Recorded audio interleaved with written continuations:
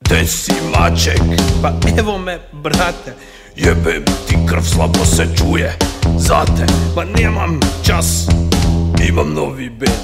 Da, čul sam da igrati, to je Niš, brate, idem lupiti torsku.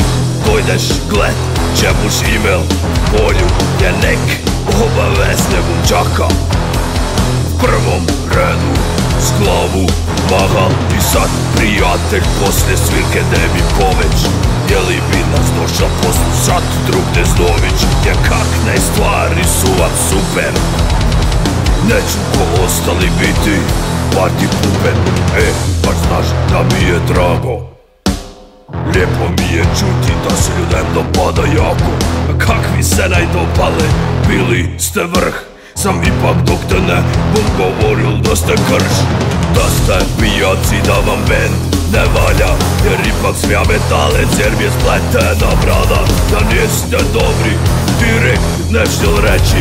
Rešio smo vodi iza, pikal po pleći. Mazal da moći za free upadili čike. I pametovalo muške, jer se na to pale pičke. Ja jesam novi glute scene i me ljudbi, ali ipak ne ištel da me se na silu trpi.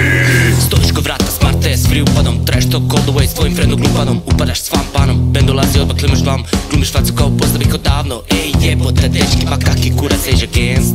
Bili ste bolji nek Hendrix 69 on Woodstock Fest. Vidim imaš majicu od Gansa, ko 3,4 metalca. Žicaš me pivu ko štraca, oko vrata su 2-3 lanca. Bounca i hajčao, kaj spil malo kod se mršiba već se kese. Vidim ti 2 litre iz kese, 10 real shit the best je. 33,4% metalcov su pičke. Ne siju cekere i platike na čičke. 33,4% metalcov su paraziti. Bolje da me tata svršil